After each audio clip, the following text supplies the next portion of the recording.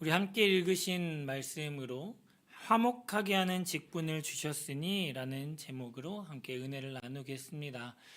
우리는 이 땅에서 살아가는 한, 그리고 어떤 공동체에 속해서 살아가는 한 사람과 관계를 맺으며 살아갑니다. 그런데 그 관계를 맺으면서 살아가는 삶에 문제가 있습니다. 항상 갈등이 생긴다는 것이죠. 어떤 공동체에든 반드시 갈등이 생기게 되어 있습니다. 그렇지 않으면 참 좋겠지만 작든 크든 갈등이 생기게 되죠. 근데 그렇게 문제가 생기면 반드시 해결을 해야겠죠. 해결하지 않고는 넘어갈 수가 없습니다. 근데 분쟁을 해결하기 위한 방법, 갈등을 해결하기 위해 우리가 사용하는 방법, 어떤 것이 있을까요? 누군가는 모르는 척 그냥 애써 넘어가기도 하고, 그냥 없었던 일인 척 묻어두기도 하고, 아니면 언젠가 꼭 해결해야지라고 하고 잠시 보류해 두기도 합니다. 우리가 판단하기에 그 문제의 심각성을 따져서 그 문제의 심각성에 따라서 해결 방법과 시기를 우리가 판단해서 결정을 하죠. 제가 몇 년 전에 감사한 기회가 생겨서 몇 주 동안 미국에 다녀올 일이 있었습니다. 근데 저도 멀리 그렇게 가는 것도 그러니까 제 가족끼리 함께 그렇게 멀리 가는 것도 처음이고, 그래서 막 준비도 몇 달 전부터 하고 짐도 챙기고 이렇게 하면서 막 되게 설레는 마음으로 그 미국행을 준비를 하고 있었습니다. 그런데 그렇게 하던 중에 제가 뭔가 아내한테 그냥 툭 건넨 말이 이 아내의 마음을 굉장히 불편하게 했던 모양입니다. 그런데 그게 너무 자세하게 얘기하면 너무 그러니까 그 얘기가 다른 데서 좀 이렇게 얘기가 나온 거를 제가 알게 됐어요. 저는 마음이 너무 상했습니다. 그래서 저는 이 문제를 해결해야 되는데 지금 당장 해결하기엔 제가 너무 감정이 격해져서 이거는 내가 좀 감정이 가라앉으면 나중에 해결을 해야지라고 묻어두고 미국을 다녀왔습니다. 미국을 다녀오고 나서 한 몇 주가 지났는데 이게 안 풀리는 거예요, 마음이. 그래서 그게 제가 이게 대충 세어 보니까 제 마음에 그 말을 담고 있었던 게 거의 한 달이 넘었더라고요. 한 달 넘게 꽁꽁 갖고 있다가 이걸 어떻게 해결해야 되지 하고 있다가 안 되겠어서 저희 아내에게 말했습니다. 어느 날 저녁에 자기야 잠깐 와서 앉아봐. 그때 자기가 이렇게 했던 거 나 너무 서운했어. 그러면서 제가 막 울기 시작했습니다. 왜 나를 서운하게 하냐고. 근데 결국 그 말은 문제를 해결하려고 하기보다 당신 빨리 나한테 사과해. 이거였습니다. 너 잘못한 게 이거였으니까 나한테 사과해. 근데 이 성격 차이 때문에, 이 성격의 다름 때문에 저희 아내는 그런 말을 했던 것도 잊어버리고 있었어요. 그냥 쓱 지나간 말이었는데 제 마음에 그걸 묻어두고 한 달 동안 혼자 끙끙 앓고 그렇게 있었던 거죠. 이것처럼 보통 우리는 잘못한 사람이 먼저 화해하기를 원합니다. 화해의 손길을 먼저 내밀기를 원합니다. 그리고 그게 맞다고 생각을 하죠. 잘못한 사람이 나 잘못했어 라고 이야기를 해야죠. 그래서 그 사람이 먼저 화해하지 않을 때, 화해의 손길을 내밀지 않을 때, 사과하지 않을 때 저처럼 서운해합니다. 막 속상해합니다. 그런데 더 큰 문제는 아무도 그 먼저 해야 할 그 첫 걸음, 화해의 손길을 내미는 것, 그것을 먼저 시작하려고 하지 않는 게 바로 우리의 문제입니다. 왠지 먼저 손을 내밀면 내가 지는 것 같고, 내가 뭔가 저 사람보다 못해지는 것 같고, 그런 생각을 하죠. 그래서 부부 간의 갈등이든 형제자매 갈등이든 또 이 공동체 안에서의 갈등이든 나한테 잘못이 있다는 걸 인정하려고 하지 않기 때문에 화해를 위한 첫 단계, 그 한 걸음을 내딛는 게 참 어려워지는 것 같습니다. 그런데 재밌는 것은 우리 오늘 읽은 이 본문에서는 하나님께서 인간과 화목해지기 위해서 첫 단계를 취하신 것을 기록하고 있습니다. 아주 큰 걸음을 하나님께서 먼저 내디디신 것이죠. 그런데 아까 이야기한 것처럼 화해의 손을 내미는 건 누가 먼저 하는 게 보통이라고요? 잘못한 사람. 그러면 하나님께서 우리를 향해서 화해의 손길을 내미셨는데 그럼 하나님이 뭔가 잘못한 게 있으실까요? 뭔가 우리와 하나님과의 이 멀어진 관계에 있어서 하나님의 책임이 있을까요? 전혀 그렇지 않죠. 절대 그렇지 않죠. 잘못한 쪽은 오히려 우리 인간이죠. 에덴 동산에서 아담과 하와가 하나님 말씀에 순종하지 않음으로써 하나님께 반역을 했고, 그 이후로는 인간은 하나님의 길에서 전혀 멀어진 삶을 살아왔습니다. 하나님의 길을 외면하고, 그리고 그분이 마땅히 받으셔야 하는 경배를 드리기를 거부한 채 계속해서 하나님께 반역을 일삼았습니다. 그런데 하나님은 어떠셨습니까? 그런 인간들을 향해서 어떻게 하셨습니까? 여전히 돌아오지 않는 그들이었지만 그들에게 숨쉴 공기를 허락하셨고, 그리고 또 작물에 필요한 비도 내리셨고, 그들의 삶에 필요한 모든 것을 하나도 부족함 없이 다 채워주시면서 그들에게 화해의 손길을 계속해서 내미셨습니다. 심지어 하나님은 자기에게 반역하는 백성에게 자기의 독생자를 내어주시면서까지 우리에게 구원의 손길을 펴셨습니다. 이렇게 하나님은 예수님을 통해서 화해의 첫 단계를 밟으셨고, 모든 사람에게 구원의 선물을 값없이 주셨습니다. 누구든지 와서 값없이 주시는 그 선물을 받을 수 있게 되었습니다. 얼마나 놀라운 소식인가요? 하나님께서 우리에게 이런 사랑을 주셨듯이 우리도 그분께 나의 모든 것을 드리는, 나의 소중한 모든 것을 드려서 그분께 나아가는 그 은혜를 이 시간에 함께 누리면 좋겠습니다. 하나님께서 우리에게 이 본문을 통해서 주시는 메시지 첫 번째 무엇일까요? 바로 헌신의 동기입니다. 바로 두려움이라고 성경에서 기록을 하고 있습니다. 바울은 이 바로 앞절에서, 우리가 읽은 11절의 바로 앞인 10절에서 그리스도의 심판대 앞에 서게 되는 일에 대해서 말을 합니다. 그리스도 심판대 앞에 나타나게 되어 각각 선악간에 그의 몸으로 행한 것을 따라 받으려 함이라, 심판에 대해서 말씀을 하고 있습니다. 이 심판, 하나님께서 우리에게 내리시는 심판, 무서운 것이죠. 두려운 것이죠. 그래서 그는 우리의 생애 끝에는 늘 그 심판이 있다는 것을 생각하면서 두려워하면서 일생을 살아갔다라고 스스로 이야기를 하고 있고, 우리에게도 그 끝을, 심판을 생각해야 된다라고 이야기를 합니다. 그래서 11절을 이렇게 시작을 하죠. 우리는 주의 두려우심을 알므로. 그런데 세번역 성경에는 조금 더 이해하기 쉽게 이렇게 이야기를 합니다. 그러므로 우리는 주님이 두려운 분이심을 알기에. 주님은 참 두려운 분이십니다.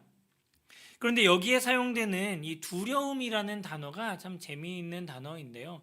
헬라어 원어로는 포보스라는 단어입니다. 그런데 이 단어는 공포증이라는 영어 단어 포비아의 원어입니다. 그러니까 두려워하는 것이죠. 그런데 바울이 여기서 말하려고 하는 것은 단순히 그냥 그리스도에 대한 공포, 심판에 대한 두려움, 공포가 아니라 경외함을 여기서 이야기를 하고 있는 것입니다. 그래서 헌신의 동기는 두려움, 즉 경외여야 한다는 것이죠. 경외란 무엇인가요? 공경하고 두려워하는 것이 경외입니다. 그냥 두려워하기만 하는 것은 경외가 아닙니다.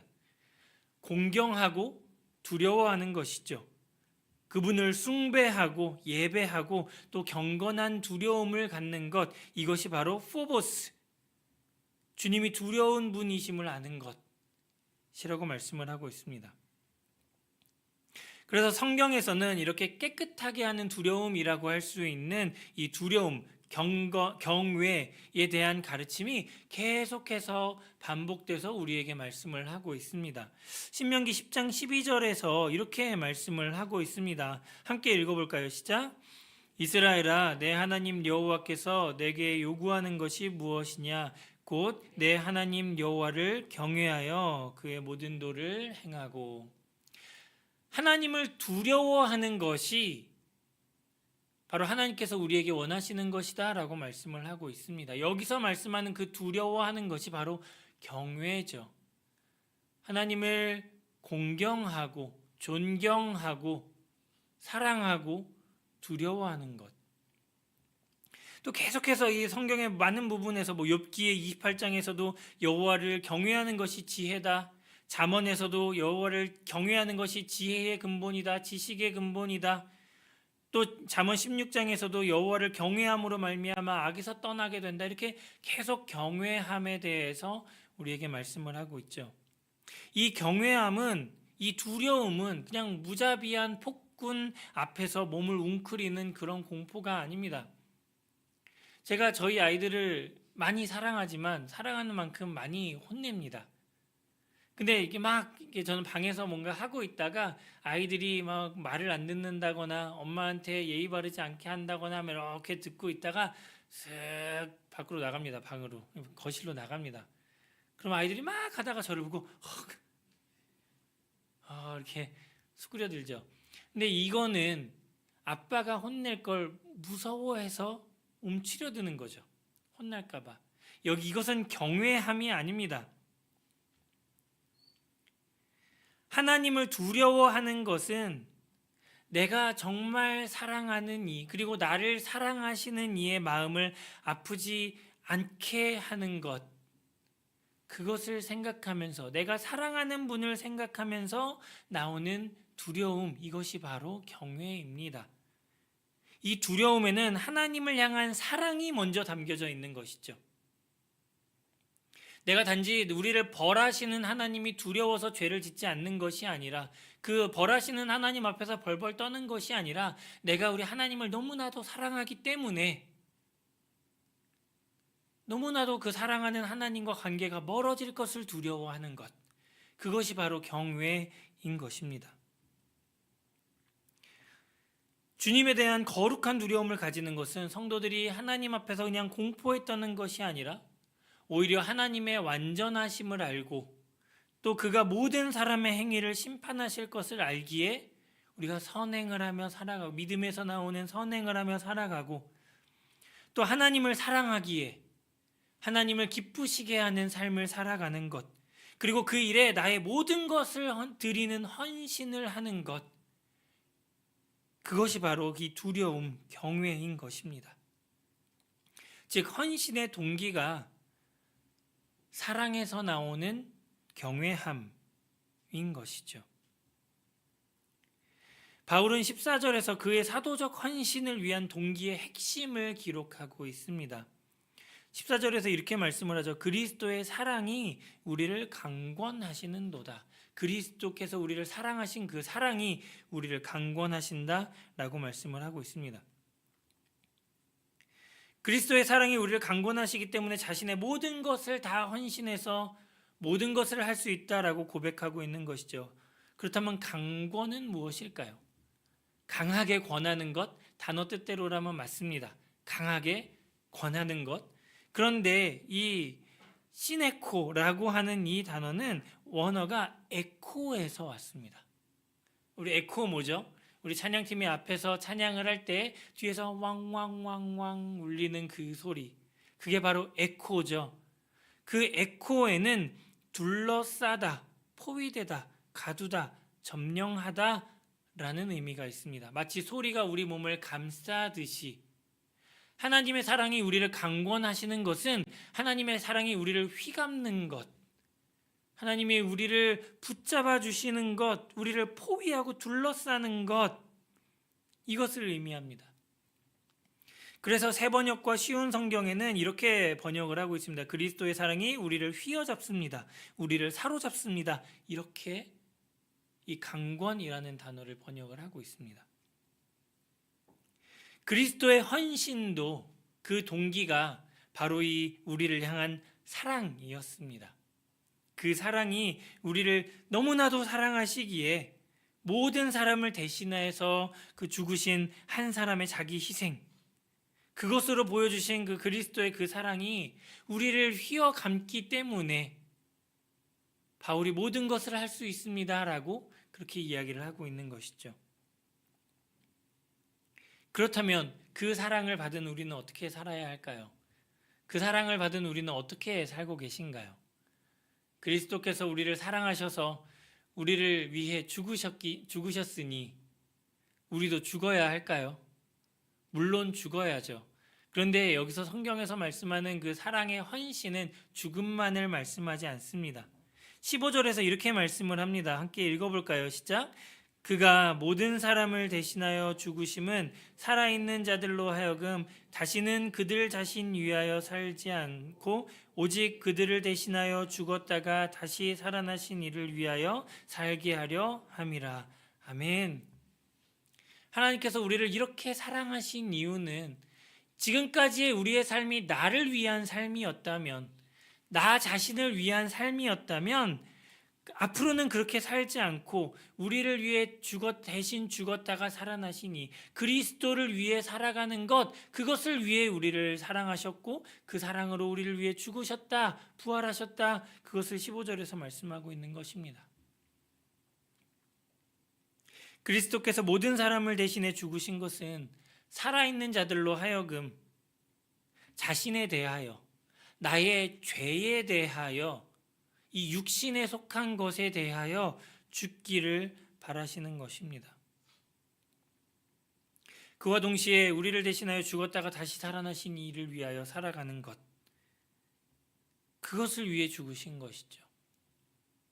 그래서 성경에서도 이렇게 말씀하고 고린도 전서 10장에서 이렇게 말씀하고 있지 않습니까? 먹든지 마시든지 무엇을 하든지 하나님의 영광을 위해서 살아가라. 그렇게 헌신해라. 하나님을 사랑하기 때문에, 하나님께서 우리를 그렇게 사랑해 주셨기 때문에 그렇게 살아가는 우리 모든 성도님들이 되시길, 경외함으로 살아가는, 경외함을 목적으로, 동기로 해서 하나님을 사랑하며 이 세상을 살아가는 우리 모든 성도님들이 되시길 바랍니다. 또 본문을 통해 주시는 메시지 두 번째, 헌신의 목적입니다. 바로 화목이죠. 바울이 일생 동안 헌신한 그 바울의 사명을 한마디로, 한 단어로 요약을 한다면 바로 화목일 것입니다. 그는 끊임없이 화목의 메시지를 선언하고 선포했습니다.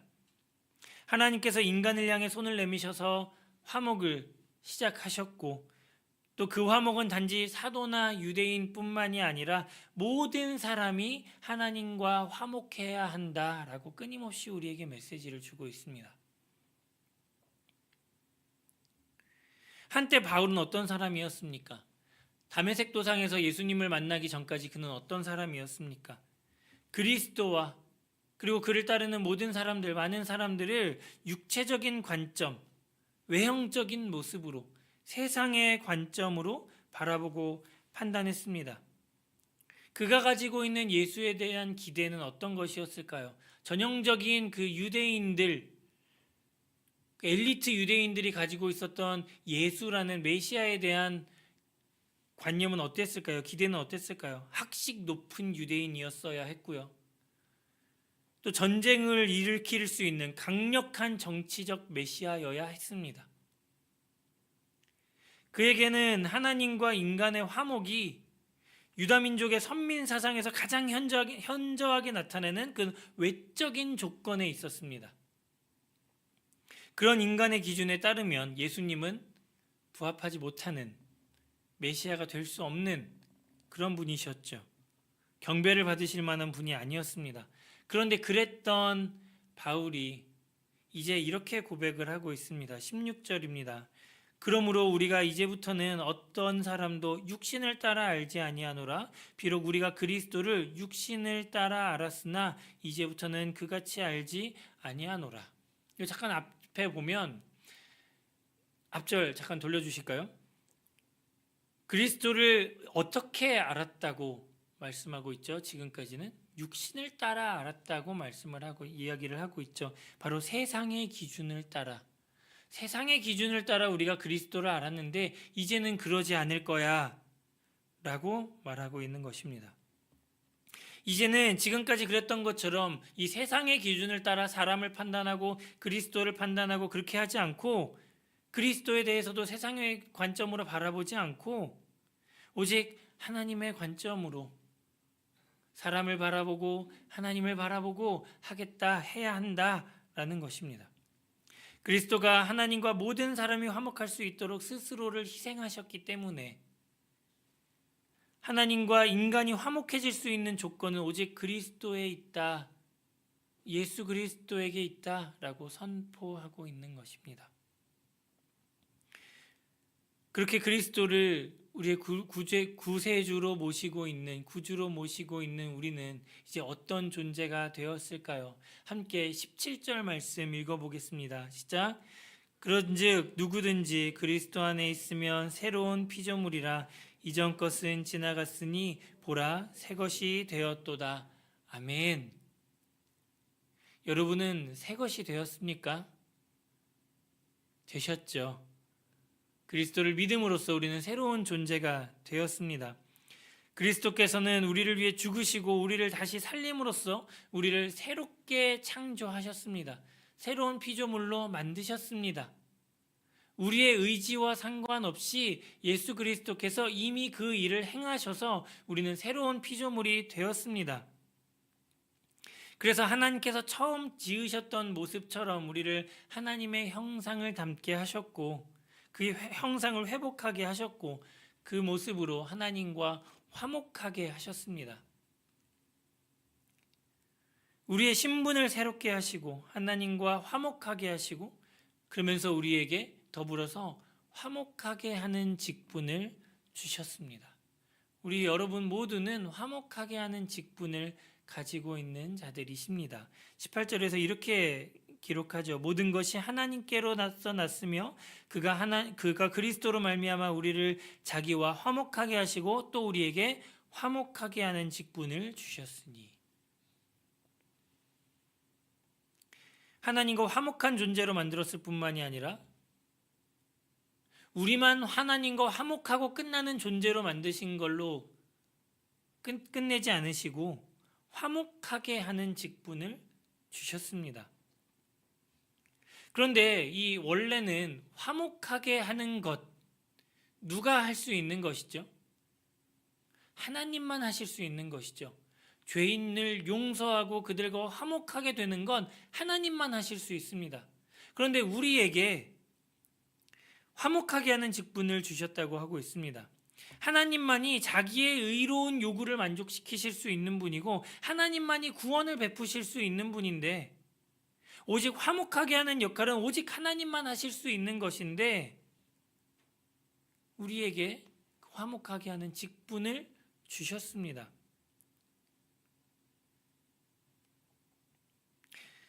우리의 모든 죄를 사하시고 전혀 의로울 것 없는 우리에게 의롭다고 해주시고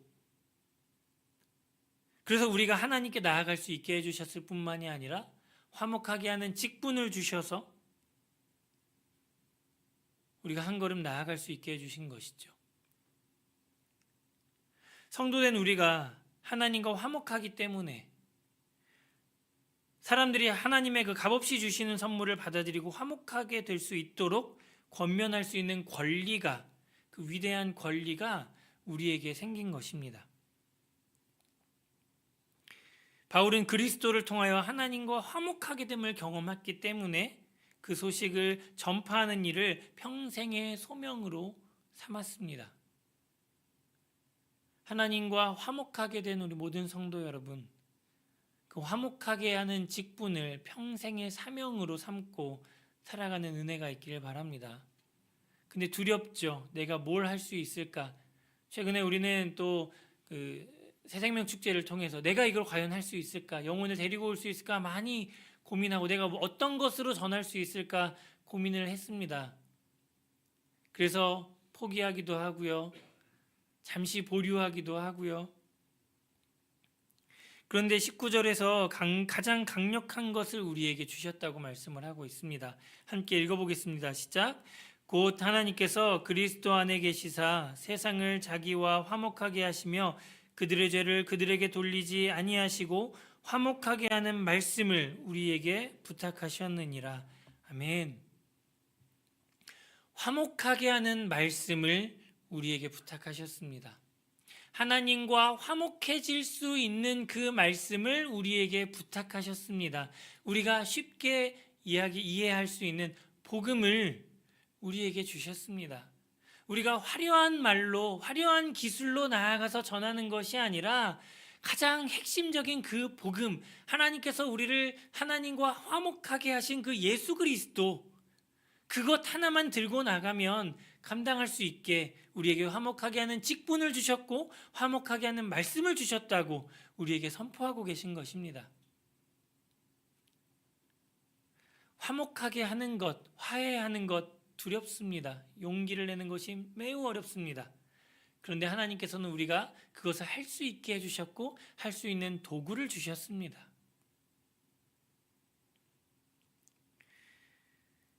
하나님께서 그리스도를 통해 죄인을 구원하셨다는 그 놀라운 소식, 그거 하나면 충분하지 않겠습니까?